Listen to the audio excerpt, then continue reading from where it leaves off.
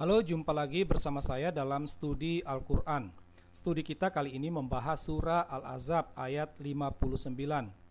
Ini bisa dikatakan surah tentang jilbab, ya. Sebagaimana studi kita lainnya, studi kita kali ini juga merupakan sebuah telaah logis. Namun, sebelum kita melihat surah tersebut, terlebih dahulu kita satukan pemahaman kita tentang Al-Quran. Umat Islam sangat yakin bahwa Al-Quran itu merupakan wahyu yang langsung turun dari Allah. Jadi Allah sendiri yang berbicara, yang kemudian ditulis di atas kertas. Ya, memang dulu belum kertas. Oleh karena itulah apa yang tertulis di dalam kitab Al-Quran itu diyakini merupakan perkataan Allah. Nah, karena Allah diyakini sebagai maha benar, maka Al-Quran dilihat sebagai kebenaran yang meyakinkan. Dalam berbagai kesempatan, dalam beberapa ayat, Allah mengatakan bahwa Ia telah memudahkan ayat-ayatnya, sehingga dengan demikian umat Islam dapat dengan mudah memahami wahyu Allah tersebut. Nah, karena itulah Al-Quran dilihat juga sebagai kitab atau keterangan yang jelas atau penjelasan yang sempurna. Kata jelas di sini selalu dimaknai dengan terang benderang, sehingga makna atau arti dari wahyu Allah itu seperti yang tertulis atau tidak jauh dari apa yang tertulis. Nah, sekarang kita melihat kutipan wahyu Allah dalam surah Al-Ahzab ayat 59. Pada waktu itu Allah berkata kepada Nabi Muhammad, "Wahai Nabi, katakanlah kepada istri-istrimu, anak-anak perempuanmu, dan istri-istri orang mukmin, hendaklah mereka menutupkan jilbabnya ke seluruh tubuh mereka. Yang demikian itu agar mereka lebih mudah untuk dikenali sehingga mereka tidak diganggu." Nah, ini kutipan perkataan Allah, ya. Nah, dari sini kita akan coba menelaah, ya, kita coba akan melihat, ya, secara kritis wahyu Allah ini. Nah, dalam Islam, dalam ilmu Al-Quran itu ada dikenal istilah asbabun nuzul. Artinya kisah yang menjadi latar belakang turunnya wahyu tersebut. Nah, wahyu Allah dalam surah Al-Ahzab ayat 59 ini memiliki dua kisah, ya. Kisah pertama itu adalah kasus Saudah, ya. Waktu itu Saudah dia pergi keluar rumah, ya. Tiba-tiba dia berpapasan atau dia bertemu dengan Umar, salah seorang sahabat Nabi. Umar mengenal dia sehingga Umar menegur Saudah, ya. Karena teguran tersebut, Saudah balik pulang ke rumah, ketemu dengan Muhammad, lalu dia berkata, "Ya Rasulullah, aku keluar untuk sesuatu keperluan dan Umar menegurku." Ya. Umar menegur karena Saudah dapat dengan mudah dikenal, ya. Itu. Karena itulah turun surah 33 ayat 59 ini, ya. Nah, kisah kedua itu kasus istri-istri Muhammad. Tidak dijelaskan siapa saja, yang jelas istri-istri Muhammad. Kasusnya terjadi pada malam hari. Waktu itu istri-istri Muhammad ini keluar untuk satu keperluan, entah apa keperluannya. Nah, di sana mereka ketemu dengan orang mukmin, ya, sehingga orang mukmin mengganggu, ya, mengganggu istri-istri Muhammad.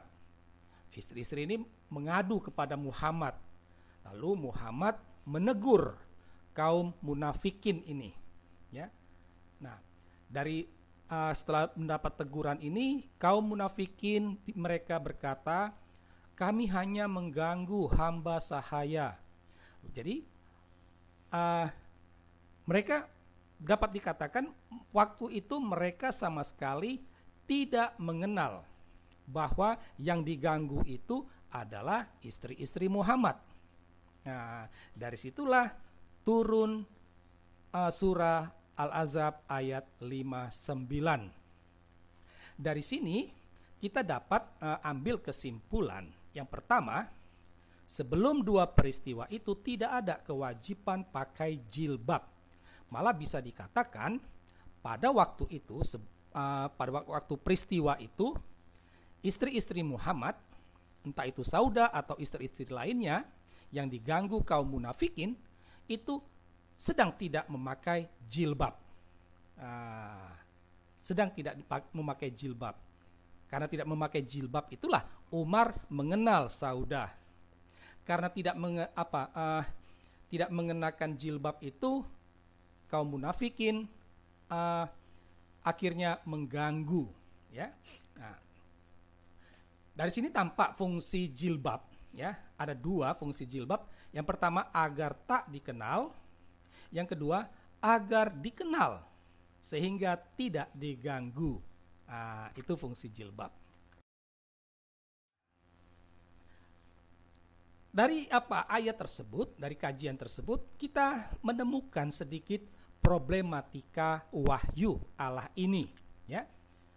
Pertama soal peristiwanya. Peristiwa tersebut sama atau beda, ya.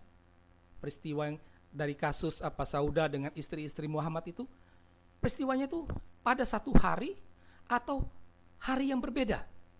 Ini karena kalau seandainya berbeda, pertanyaannya apakah wahyu Allah turun dua kali, ya. Tapi kalau sama, pertanyaannya wahyu Allah yang mana, khusus untuk kasus yang mana? Karena dua kasus tadi saling bertentangan, ya. Itu. Jadi waktu peristiwanya itu tidak jelas dan ada dua kasus yang saling bertentangan, ya. Mengapa? Karena yang satu kasus agar tak dikenal, yang satunya lagi agar dikenal. Yang pertama itu terjadi pada kasus Saudah, sedangkan yang kedua terjadi pada istri-istri Muhammad. Nah, problematika lainnya itu adalah wahyu Allah ini terkesan diskriminatif.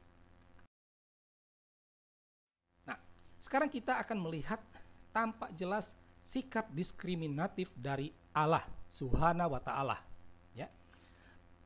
Karena yang tak berjilbab boleh diganggu, yang berjilbab tak boleh diganggu. Ini kan diskriminatif, ya. Kenapa?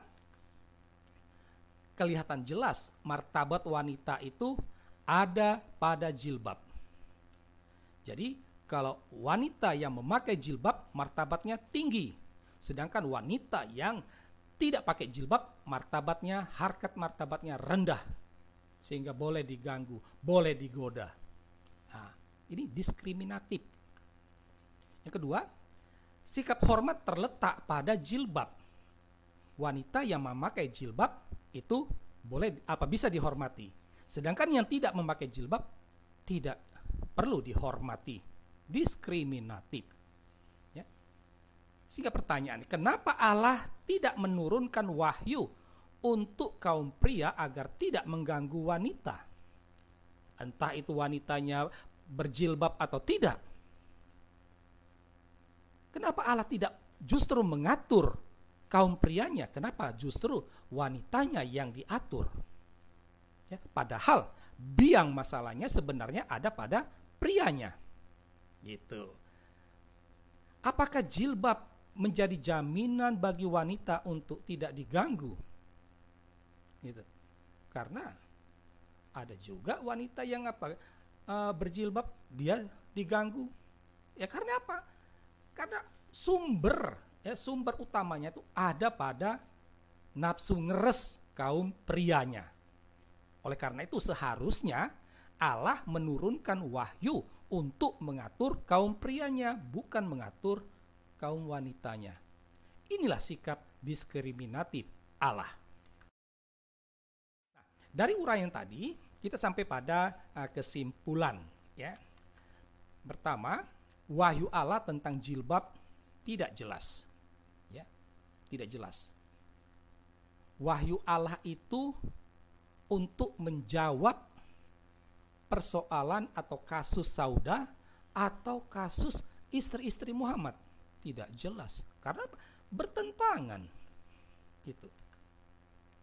Oleh karena itulah kita bisa katakan bahwa Al-Quran atau setidaknya surah Al-Ahzab ayat 59 ini bukan wahyu Allah, ya, bukan. Karena apa? Karena saling bertentangan. Masa dari satu yang sama, sumber dari sumber yang sama kok bisa saling bertentangan? Dari Allah kok bisa bertentangan? Itu. Dan tidak jelas. Padahal Allah itu penuh dengan kepastian. Allah maha sempurna, ya. Jadi ini, maka dari sini kita bisa ambil kesimpulan sepertinya Al-Quran atau surah Al-Ahzab ayat 59 bukan wahyu Allah, ya. Dan yang kedua tuh, karena tidak bijaksana, ada sikap diskriminatif. Allah masa bersikap seperti ini, padahal Allah itu maha bijaksana, ya. Karena itulah patut dicurigai bahwa Al-Quran atau surah Al-Ahzab ayat 59 ini merupakan ciptaan manusia, khususnya laki-laki, ya. Laki-lakilah yang membuat wahyu ini. Lalu seolah-olah mengatakannya seolah-olah ini wahyu Allah, ya. Gitu. Karena tujuannya dia mau menunjukkan kekuasaannya sebagai laki-laki yang bisa mengatur wanita. Padahal biang masalahnya tuh ada pada dirinya sendiri, ya. Tapi terlalu terlalu tak enak kalau mengatur diri sendiri, justru mengatur orang lain, karena melihat orang lainlah sebagai biang kesalahannya.